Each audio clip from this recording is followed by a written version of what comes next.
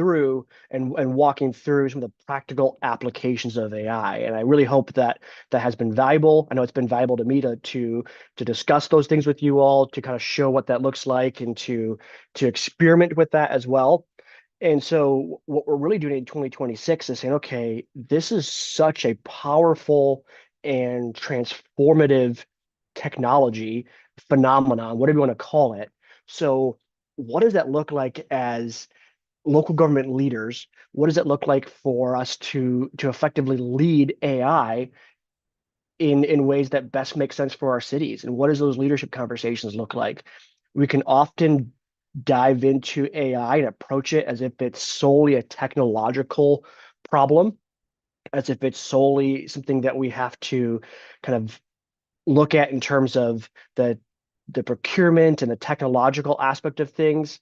And I think sometimes we forget that this is change management. This is impacting how people live, how they work, how they play, how they interact with the world. And so what does that mean as civic leaders for how we manage this? And so that's what we're doing in 2026. I hope though so far the conversations have been fruitful, and I really enjoyed the conversation last week with Mike Seawright, or last month rather, with Mike Seawright of Waco, Texas, and the one prior to that with Robert Hyatt from the Upper Coastal Plains Council of Governments in North Carolina. And so as we kind of continue this conversation of, okay, what are the different perspectives? How are we leading AI? What does it look like? I think these are really going to be really strong and important conversations. If you don't mind, if you are just joining this webinar, feel free to type in the chat where you are joining from, where in the world you are located, and your city name and stuff like that. I'd love to get to know all the different attendees and webinar folks here on the call here to get to know you all. Appreciate everyone for being here. Appreciate everyone for joining in and having this conversation with us. I'll wait a couple minutes here for our guest to join us shortly. Um, One of the things too that we want to think about is, and something that I'll give you guys the kind of the pre-question. These are the questions we'll be asking our guest here shortly. So one of the questions that I'll put it out to you as well too for you all to think about, and that is this: before AI entered the picture, right? Before, and that could be, you can think of that as prior to November of 2022 when AI first became popular, or maybe it's more recent for you, right? Maybe it's more of, when you and your organization really started having conversations about AI. So before AI entered the picture and you're operating in an environment, what was already hard about your organization? And you think about that and think, okay, what were those existing constraints and pressures that really shaped the environment that AI is walking into? What are those things that, those we look at AI as this type of problem solver, and I think to some degree it is for sure.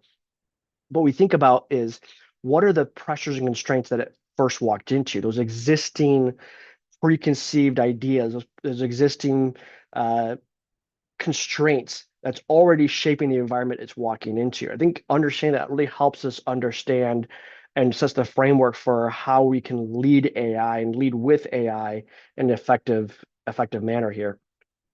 Another question to think about as well is, when did AI go from being, an interesting phenomenon, an interesting thing, something that we do, it's like, oh, this is a cool um, party trick, to, oh, wow, this is actually real. And, what happened to make you realize this wasn't just another system? I know for me, I've shared the story before, but I know for me, when I first started using ChatGPT, I was using it to write like dad jokes and things like that, right? I was using it as a um, I'm trying to think of the terminology for it, but basically using it as a enhanced Google machine for, an enhanced search engine. I wasn't using it to its full capacity, and it wasn't until really experimenting, and then it really was the ability to create memos is what really kind of unlocked, like, oh wow, this is really powerful. And then all of a sudden you're going like, wow, this is absolutely incredible what you can build with this tool. In fact, just yesterday I was playing with something and I was comparing various different public safety uh, software technologies that do like command dashboards for police and fire, right? And I was comparing these different things and looking at this, and had Perplexity run an entire analysis of, I think, 4 or 5 different platforms. And when it was all said and done, using Perplexity Computer, which is like their AI agent software or AI agent thing that's embedded into Perplexity.ai, what it came out with was this very comprehensive, very well articulated spreadsheet that I could look at. And I don't know if it's I would always, caveat here, I would always make sure it's reviewed by professionals and subject matter experts and things like that. But it came up with this very detailed spreadsheet of like, here's the pros and cons of each of these different vendors. Here's what these different vendors do. Here's maybe, if you're a mid-sized city, here's something you might want to look. If you're a larger city, to look like, here's where it ties into other existing public safety technology infrastructure. And it had this entire spreadsheet it put out line by line that was just absolutely incredible. And that was, I don't think, in a way, I don't know if we get to that point without first under like without going through the process of thinking, okay, this is a fun tool, this is really cool. I can write dad jokes, I can write some memos, I can do some visualization, that's pretty fun. I can write some graphs, that's pretty fun. To, oh wow, this deep research tool is pretty cool. I can write these different paragraphs and these different reports. That's awesome. To all of a sudden, we now have this entire spreadsheet that can go into our vendors and understand what the different nuances and matrices and frameworks for understanding things. So let's go. Those are some questions we'll be asking our guest here, and glad to have Scott Andrews join us. Scott, thank you so much for joining us here. Excited to have your perspective. If you don't mind, can you just give us a quick background on who is Scott Andrews? Where are you at? I'd love to get to know you a little bit first, and then we can kind of dive into some of the leadership aspects of AI. I'd love to get your perspective on things here. Absolutely. Good morning, Micah. Hello, everyone. Scott Andrews, year 23 in local government now. Grew up in the Tampa area. Same place I snuck into as a kid. Went to the rec center in high school is where I got my first job. Ironically, I was a personal trainer in my early 20s, and that was my gateway to local government. A little non-traditional, but fitness coordinator was my first government job. Climbed the ladder in recreation. That 4-year degree took me 11 years, so don't let this doctor thing fool you. But knocked that out. Got the advanced degrees. Moved to the Atlanta area. Served 3 different communities there. Economic development director. My first ACM gig, and then went to City of Covington for my first CM assignment. After that, thought I wanted to go real big and went out to California in Bakersfield, the 48th largest city in the U.S., about 500,000 residents, and served there for a few years. This is my first county job where I am now in Doña Ana County. The topic relates very well because AI comes up every single meeting. We have public comment for at least an hour and a half. Last year, we landed OpenAI in Oracle. So Project Jupiter, largest acquisition in all of the US last year. So that's here in my county, down near the border, near Juarez, Mexico, and El Paso. So that was adopted in September, and pretty much every meeting since then has been focused on that. We've learned recently some of the new changes that they have made to be more responsive to the community, limiting water use using the new Bloom technology. But AI has been so controversial, pro and against on each side, and it's become the hot topic at every single board meeting. So, Mike, I'm so glad we talked about this and got this rolling, and look forward to hearing feedback from others as well. Yeah, that's awesome, Scott. And I spent some time in Nogales, Arizona, right on the border there. I love those border communities. Yeah, They are so vibrant.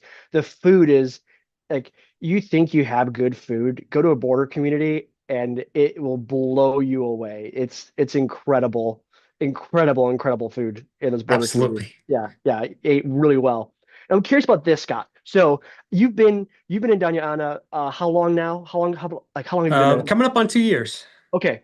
So 2 years, you've got a good sense of kind of the history and the environment you're walking into. Now you're coming into the county kind of post AI, right? But I'm curious about this.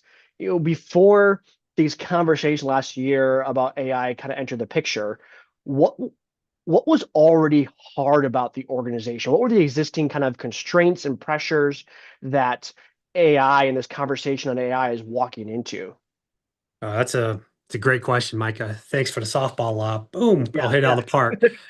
So this community already, as I mentioned, is on the border. And whether people love or hate our current president, the policies there have made it very challenging here as people look to hop the walls that enter my county. We have militarized zones. We have trust issues. We have checkpoints. Las Cruces is the county seat. So in order to get to Las Cruces, many people have heard of Hatch Chili. So Hatch is the ag center just to the north, but you have to cross through checkpoints on each side of Las Cruces to enter and exit. So we have heavy distrust issues. And even as we implemented both of our Go bonds passed last year, which was very historic.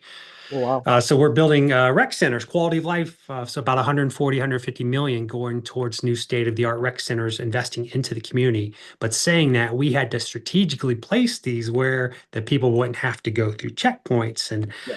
so we have heavy trust issues, everything from the border policies to we have militarized zones to arsenic is naturally occurring in water here. And that was another thing we had to work through was arsenic in some of the water system here. So we have distrust on several different levels.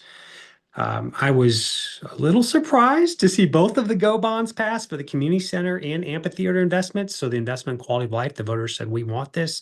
So that was when we knew there was light in the horizon.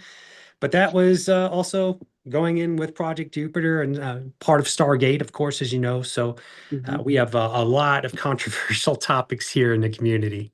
Yeah, I think it's important to understand that too, to realize that the conversation on AI and the what I think boils down to a trust conversation too isn't Yes. just generated by the conversation of AI. Often it's a result of ongoing distrust, and I think that is something that is probably very unique to border communities. I remember experiencing that when I was in Nogales of a lack of trust in institutions. There's a lot of different reasons for that as well too, and it's something you have to work exceptionally hard at to try to build that trust over time, Yeah. and try to build that community over time of yes, we're not the federal government. We're not even the state government, right? And we want to serve our community as best as possible. Can you walk through, Scott, too, just on a personal perspective, when did AI become real for you? Like when did it Mm. go from like, oh, this is a cool toy to, oh wow, this is actually something. What was there a moment? Was there something that you can share as far as like when that happened at all? Yeah, yeah. In fact, you play a small role in some of that. So 3, 4 years ago, whenever the technology started rolling out, I love technology. I'm an innovation nerd, so I'm Yeah, playing with all the memes and creating selfies of myself holding my cats and all the goofy stuff that everyone does. But yeah. joking aside, it elevated from a Google search type thing and creating images to streamlining your work, using agents to help everything. And each time we go to a conference now, you're learning new organizations are doing different things. So I give you credit. I give several others credit that are dabbling in some of these things and putting this to work in their community. And I think we're learning from each other on things that we can do, processes we can streamline that are trustworthy without getting into sensitive material. So that finding that fine line is something that we've done a decent job with in my community. But that's one heck, I give you credit for some of that. That's awesome. Thanks, Scott. I think Yes, we give sir. credit to the I'm always appreciative of the forward thinking that SGR has done and TLG, the Alliance for Innovation has done as well too, and in spearheading these conversations, and appreciate the ongoing conversations on AI like this webinar. You talked about this a little Absolutely. bit about some of those uh the ways that AI has been kind of rubbing against people and culture in your county. I'm curious about this is what reactions or challenges have surprised you in terms of the reactions and the some of the pushback maybe, or even to some of the people that you would have thought would have pushed back against it that are maybe more supportive and on board with the county using AI and things like that. Yeah, some of the things that have surprised me are just how people dig their heels in. Yeah, the pros and the cons. I even made a statement last meeting how you know, Oracle made this adjustment to their technology utilizing less water. So fantastic news, right? We're all excited. So we tried to relay that to the community in a way that this is less than the local university, New Mexico State University's golf course uses in water every single day, Hmm. or the pecan trees here every single day. Ag industry is very big here. So Yeah. it's funny because you want to give these examples, but I'm not trying to mess it up for NMSU or the ag industry or anything Yeah. either. So you try Yeah. to make things relatable so people get it. But then when you try to explain also that people are tapping into the aquifer, but that percentage of being used is 0.3 of 1%. And this was already allocated. So this isn't a new water use. Yeah. So I think what I've learned through this process is we can make ourselves experts, right? And we use these titles and use these big words, but what people really want is straight talk. They want you to be just honest with them, what's real, what's not.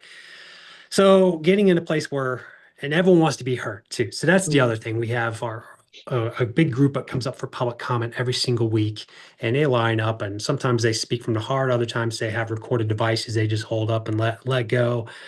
But I think some of this is just letting those folks be heard because we had 6 to 8 town halls leading up to the successful passage, and we had 4 out of 5 commissioners vote for it at the time. So just giving everyone that platform because so many people now are showing up at a woodwork because the keyboard warriors sit there and Yep. Facebook has been the biggest issue for us and Yep. people run with half narratives and then just across the border in El Paso they have 2 data centers that aren't doing, and I'm not throwing shade at them, just the reality is they're using more water than our data center will. So people work themselves up and they get mad, then we get mad. Hmm. So it's, all Yeah. within 45 minutes. And to the North Albuquerque's got Meta there as well. So Yeah. we have things to compare it to. And I'm not just saying this because it's ours, but currently we are the newest and biggest. So we have the best technology. So things that people heard are not true. Yeah. And people also don't realize data centers have been around since, gosh, the 90s, AOL and some of these. Yep. Yeah. How have you, so you spoke to some of those, the management within your external stakeholders in your community, right? Can you speak a little bit to how you have how you've led your team through this? What does this look like? Obviously, this is a very um engaging topic within your community, within your external stakeholders. I'm sure your staff and your team, they're seeing the same Facebook comments. They're probably part of the same community Facebook groups. Yeah. They're going to the ballpark and their kids soccer, their kids soccer coach is maybe the one that's on the public, at the call of the public and things like that too. So can you talk a little bit about how have you led your team through this? What are some of the lessons learned that you look back and say, hey, this is something we did really well. Here's some things that if I could do it over again, here's some things I would want to share with fellow, municipal executives of ways to improve and to learn and even take it to the next level and things like Yeah. that. Can you share some of those Yeah, insights too? absolutely. So you nailed it. We have roughly 1,000 employees and those same, they're embedded in the churches and little leagues and Cub Yep. Scouts all throughout the community. So they hear it constantly. So I wish I would have done a better, I think we did a decent job, but do a better job communicating with your team because they're your ambassadors, as we all know. They're the ones going out and they have their extreme views too. Those are for and against. So Yep. really just hearing all of them out and doing that a little bit better and it's something I think we should still do, and maybe this is something we can do a call to action on. NACO in a recent conference is trying to get together data center pools, and even ICMA just had their AI conference in Orlando. So getting these people together, I'm hearing now there's upwards of 2,000 data centers that are scheduled to be in the U.S. here within the next year or two. But each community is going through something totally different. Some are doing much better than others. So we should be comparing notes a lot better than we are now what you can do to, I don't want to say hold these big companies accountable, but put some pressure on them to deliver. That's something that we've had to dabble in and done a little better than some of others, but not as good as some other communities. So even across the border in El Paso, as I mentioned, we would like to share notes with them more. But then we went and toured Loudoun County, the data center capital of the US, Yeah. just to hear, the hum sound that people talk about things. I didn't experience any of that, but kind of dispelling myth, fact, and fiction. Yeah. So if we could create some sort of data center community, I think that would be a home run for everyone that's going through this, just like we did last year. Yeah, that'd be awesome. Just to kind of, like you say, to be able to build trust by dispelling some of the maybe some of the misinformation and some of the disinformation that's out there, and say, okay, what does it actually look like with in the real world? Not just what, various articles can be written about or things like that, but what does it actually what's reality look like is important. Yeah. I'm also curious about this, Scott, too.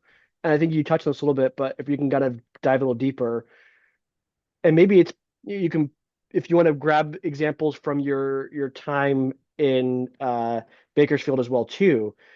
How has how has AI changed the way you show up as a leader? Was there anything that changes? Maybe it's doubling down on your leadership philosophy, maybe there's certain aspects of it. But I'm curious as to, it's a transformative technology, right? And so if it's transformative, then I think it's going to change the way we interact. And so what are some of the ways that AI has said, okay, yes, this is my core tenet of my leadership philosophy. I'm doubling down on it. Or maybe something changed in your leadership philosophy that says, okay, I got to shift this because the technology is Man, so disruptive. that's a great question. And some of our mutual friends, I'll name drop Sam Tolles, Nick Kittle, some of those. I've Yeah. heard them say things bold like this is going to it's going to wreak havoc. We're going to, it's going to get people fired. And that scares the living daylights out of a lot of people. I think what I believe, and this is a great conversation maybe to have, is I think people will get left behind that don't know how to utilize this tool properly and then balance it with the interpersonal skills. I think that is the biggest gap. So for me, I lean in more to my authenticity and my leadership style. I've just kind of learned some life lessons even the hard way the last 3, 4 years and just being true to yourself. And a lot of us and myself included, we get on LinkedIn and we see all this wonderful stuff and people like and love it, but are we being totally true to ourselves and Yeah. saying that message? So, even myself, during public comment, or I should say staff input, I no longer read from a script or give updates. I think I just speak from the heart more, and that resonates more with the team, with the community, and just being real. So I Yeah. think leaning into it, realizing that even as I say this, and I feel like I'm patting myself on the back on some of the things we've done pretty well, there's 30% of the community thinks we're doing a horrible job communicating on the data center. So Mhm. I think we Yeah. have to own some of that too, and just be honest with it. So it's made me over communicate a little more, try to reach people in different ways, different languages, different platforms, leaning on all the technology out there, but at the same time being true to myself. I think that is the root of it. Yeah. I think it's interesting too. And I'm curious your comments on this as well. It seems like I think this is not an AI specific trend. I think it started prior to this with the advent of social media, with the internet and things like that. But it seems like AI has definitely increased our awareness of the need for real human connection and real human um, authenticity, like you mentioned, right? Of just we we want the real. We don't want, I think one of the things that people push back against for AI, AI generated images or AI, AI generated videos, whatever, is is really because there's no connection. I think of the fact of like, okay, you can watch, I dare anyone to watch the movie Up and not cry, right? Yeah. It's an animated film, right? So it's not real, but it connects you so well to that storyline. And there's other films that are, produced and there's real actors and things like that that you watch it and you feel nothing. Yet this animation, this fake video connects with us so deeply and so personally that it's hard not to shed a tear when you're watching this kids movie. And so I think people we want that connection, we want that authenticity, and so I think it's super important to lean into that and figure out, okay, what does it mean to be my true authentic self Yeah. every day when I come to work? Yeah, I think you're right. And just having that human connection. I look at the attendees list. I see a few folks on there. Shout out Dwayne. I see you there. But Dwayne, there's others. I mean, we just pick up the phone and check on each other. I think that's Yeah, something that we all have to do a better job as managers. Is everyone is going through something we know absolutely nothing about. Um, yeah, yeah. Kind of pause there because I know that hits home for a lot of us. But saying that, just leaning on each other, being there, and having real conversations. I think that's absolutely needed more than ever. Yeah. So, and then kind of thinking organizationally now too, what are the ways that AI has changed how people think and work in your organization? Maybe speak to some of the ways that it's exposed fragility or even strengthened the system. Yeah, I'll throw a curveball at this. I did my first semester teaching in several years recently, and Oh, awesome. Congrats. pretty cool. It was awesome. Yeah, it was a fantastic experience, and I'm the guy that wants to give back and all that. I'm just as nerdy as advertised, but I could honestly say that of the 40 something students in the class, I think maybe only seven didn't utilize AI, and I would do trackers from time to time just to know. And I didn't have a real problem with it. I know some professors do, but I think as long as they have their voice behind it and then leveraging it with some facts or statistics, I think that's key. But and the same thing goes in the workplace. We even now, I remember when I called you a couple months ago, we don't have an internal AI policy and we don't have anything streamlined. So people are using whatever the platform they want. Sometimes they Yeah. have an org membership, and others just their personal one, and all Yeah. kinds of liability just scares the crap out of me when I think about things like Yeah. that. So trying to streamline those processes and even leverage the fact that OpenAI is right here in our community Yeah. and get the best practices out of that.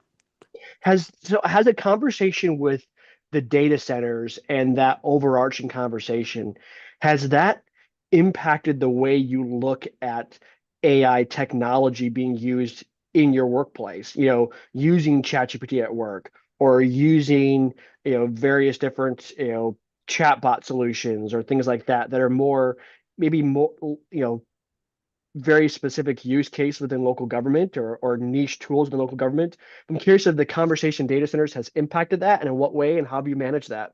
Yeah, we've done a real good job with it on some of the white collar jobs. I feel like the obvious ones, communications and marketing, going to Yeah, Opus AI and taking the best 30-second of your 5 minute speech, some of the easy wins like that. yeah, But then we haven't leveraged it on the blue collar side at all. Just we haven't leveraged the technology from public safety or blue collar. I think we're missing a lot of opportunities there. And I think candidly, it's because a lot of the department heads don't get out to go to these conferences to even see what exists. So if they're not sure. listening to or following someone like you or SGR or to know what's even out there, because every month, as we know, I subscribe to 20 newsletters like you, and you're like, what? That's new. And last month it was something else. So the the wave of technology just in this last 3, 4 years, I don't know if we'll see anything like it again. It's just incredible. Yeah.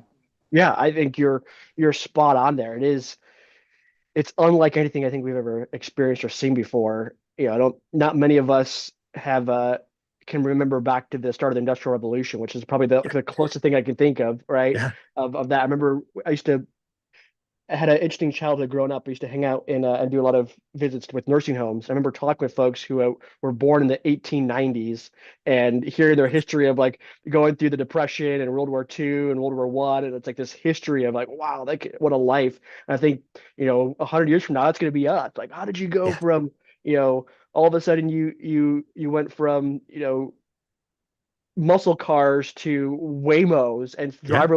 driverless cars and AI and went from CDs and floppy disks to all of a sudden everything's on the cloud and it's all AI. It's incredible. Yeah, think Oh, about it. I mean, I've got young kids, a lot of us yeah, do. And is he going to have a pet robot? That the exactly. robot knows his every need and senses his body temperature. I mean, it's wow, what's going to be coming soon. Yeah, it's scary at times, but I think it's also exciting too if you lead it Yeah, the right way. I think it can be really transformative in a good way if we lead it the right way. And I'm not lying. We're getting kind of the 10-minute mark here in the webinar. Um, Two-part question for you. yeah. Part one is looking back, right? What would you what would you pay attention to sooner as you look back on your career and looking Mm. at AI, whether it's Bakersfield or here in the county as well too? What would you say, man, I wish I paid more attention to that sooner? I think be more bold, not not being worried. Oftentimes in government, we like to be the second person to do something, not the first. Yes. Yep. Uh, Yep. we Yep. like the safe approach, and often we look for someone. I know you're in the Phoenix area, looking across the area to see who adopted something first, and you're like, all right, now you pitch your Yes. board, and it's safer. I Yes. wish I would have been more pioneering. I wish we would have been more bold early on, and that would have been back to my last assignment and really leaned in there and pushed technology a little bit more and leaned into innovation. Whereas I feel like many, while I may be a little ahead of the curve, I think I was still reactive that first year for sure. So I wish I would have jumped in head first. Yeah, yeah. I think it's hard too. I think there's a reason. I was talking to a guy yesterday. I think there's a reason because talking about AI adoption in local government and are we slow to adopt technology, generally speaking. And I shared with them, I said, yes, we are, but Mm, I think that's actually a good thing. I said, because we're stewards of public trust, yeah, because, there's a lot at stake here. Businesses can fail and then they can create a new business, right? Cities, we don't have that luxury of failing. And so I think the stakes are higher. And so I think in a way it's prudent and it's wisdom to go slow to really count the cost before we do something. And some things that sometimes it means being a second adopter. I think we definitely want to be pioneering and innovative where it makes sense. But for those of you who are thinking, man, like we're just so slow here, yeah, that's probably a good thing, right? Some of the best things in life, including, smoked pork, brisket, or things like that, take time, right? yeah. Some of the best things in life, some of the, you think of some of your most um, meaningful relationships that you have in your life. These are things that take time, it Yeah. takes effort, it takes consistent and dedicated day in, day out interaction when times are good, when times are bad. And that's what builds the meaningfulness of it. It's Hmm. not something you can't optimize. I use a joke. No one wishes for an efficient marriage, right? No one wishes Ooh. for no one wants that, right? You want meaning isn't you don't want a productive relationship with your kids. Yeah. You want a meaningful one. And we so in thinking of those things too, and kind of tying back to the conversation before we had about human interaction and authenticity and understanding that, hey, if AI can allow my staff and can allow my team to not have to spend hours on a spreadsheet because they have automated that. That means they can spend more time with each other and talking Yeah. with each other. That means they can spend more time, if we have automated systems that help answer some of the routine calls and things like that for residents, that means when someone walks in with a permit for their backyard, chicken coop, we Yeah. can understand a little bit more about that person. It's not just a transaction, it's an Yes. interaction with a human being, and understanding that too is super powerful. Absolutely. The flip side of it, and we've all seen this too, AI makes everyone in public comment an expert. So Yes, yes, yes. Yeah, that's part of the danger of it too as well.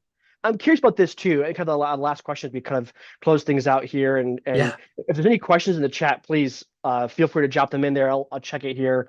If there's any questions or things like that you have for uh, for Scott or myself here. I'm curious about this. What part of AI adoption do you think we mislabel as a technical problem when in reality it's more leadership work? Hmm. Ooh, that's a good one. I think framing what's even available, what's even an option for us. So many people, as I said earlier, they just get on use it like a Google search Yeah. and don't really break it down to what you want to do, how you want to do it, answer on this way, and they don't even elaborate. And just um, getting processes automated. I think that's the other one that people don't even they scratch the surface on what's even out there, and that goes back to people not even knowing the full capacity of what can be done. So that's why I think it's important to continue to plug into AFI, ICMA, best practice leaders like Micah, and stay in the loop. Yeah, yeah, stay in the loop and really just having that pulse on what's going on, I think is super important, right? And in a way too, for those who are using it as a enhanced search engine, right? Yeah, That's a great first step. That's where I started with, right? yeah, That's where you started yeah, with too. And so I think not discouraging that and continuing to, you don't you don't mock the kid that has training wheels because they're learning how to ride a bike, right? That's absolutely. totally fine. It's totally safe to do that. Eventually, you work away from training wheels and take the training wheels off and get their confidence in. But for the first part of it, yeah, that's fine. And learning that repetition and learning how to ride a bike with training wheels is a phenomenal way to do that, right? Um, yeah, Absolutely. Yeah, I think the closing note, and we touched on this in the beginning, is the human side of everything is going to be most critical in the next 10 years. I think I'm leading differently now, just being a parent too. I Yeah. think it changes the way you even approach your team and even your patients. So I think we need to be patient with technology in that same way and how we approach it, how to utilize it, lean into best practices, see what organizations are leveraging really well, and really I wish there was a way to get us all together to get us plugged in on the ones that are implementing well. And then also on a data center side, for example, my community, we did a 30-year IRB and we had community benefits packages. But after that was adopted, I saw what some other communities did and I was like, maybe we should have pushed here or leveraged this more. So I think just unifying that group is something we can all do too. Yeah, and I love the emphasis too, Scott, on the human aspect of it too. We talk things about like human in the loop or things like Yes. that, and I love that conversation. But in a way, it almost proceduralizes what should really be just organic human Right. interaction.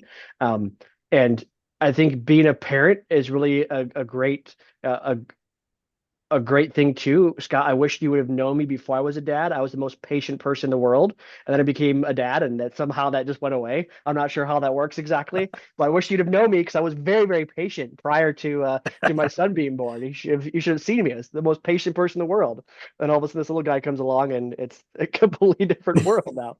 Um, but just understanding that and understanding that, like you said, people are going through stuff, right? Yeah. People are, and so in knowing that as well, when it comes to some of those maybe more host hostile comments at public meetings, maybe some of those more passionate things of understanding that this isn't just a talking point. This Yeah. isn't just something this is another human being with real concerns, with real pressures, with parents that might be going through cancer treatments, with Yeah. kids that are trying to figure out what their kids' college situation looks like. They're trying to figure out how to put food on the table. They're trying to figure out what does it mean try to figure out what it means for them to be a good mom or a dad or be a Yeah. good neighbor and things like that. They're trying to figure that out too. And so understanding that and having a level of compassion as well Mhm. for those who maybe we disagree with what they're saying, maybe we disagree with the way that they're saying it and the tone, things like that, but really understand this is a human being. Yeah. And I think that is so critical. Remembering too that we are also humans, right? We have limitations. We have things that we have baggage that we bring into work every single day as well too. And so understanding that, and you can't just check that at the door. Yeah. You bring that with you every day. It shapes who you are, and that can be a good thing. And you can use that for positive ways. You can, or it can crush you. Depends on how you respond to that. Absolutely. Absolutely. On that note, I'll read something I had on my desk here. Someone shared with me not long ago. It says the human cost of public leadership. Our roles Ooh, are public, our mistakes are public, our stress is often invisible until it shows up at home. We miss dinners, we miss moments, we carry community trauma, we absorb conflict that isn't really about us, but lands on us anyway. We make decisions knowing someone will be unhappy no matter what we choose. And yet we rarely ask each other, how is this work shaping us as a human being? Boom. And that just really resonates with me. And I set that in my desk every day as a reminder that my friends, my colleagues, the public, our team, everyone is going through something. And really, just most people want to be heard. I think that is the critical part.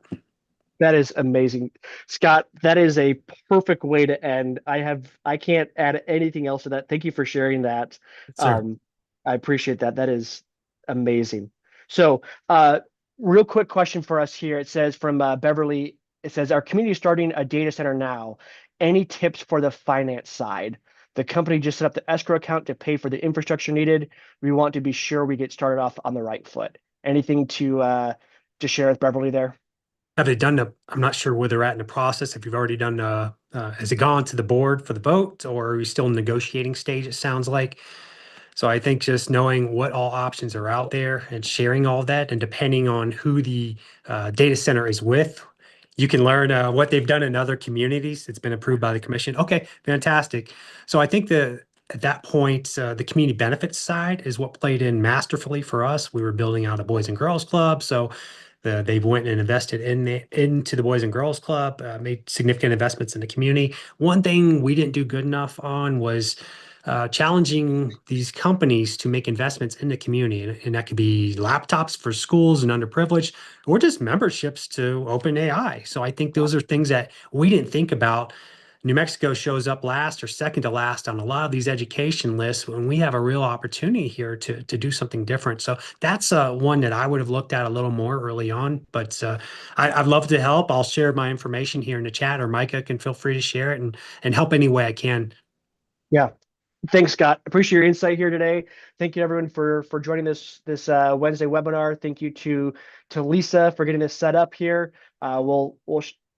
We missed Mike today, but hopefully he is doing well, and we missed him as well too. So thank you, Scott. Thanks everyone for joining us. Thanks, Hope this has Micah. been See productive. everyone. Take care.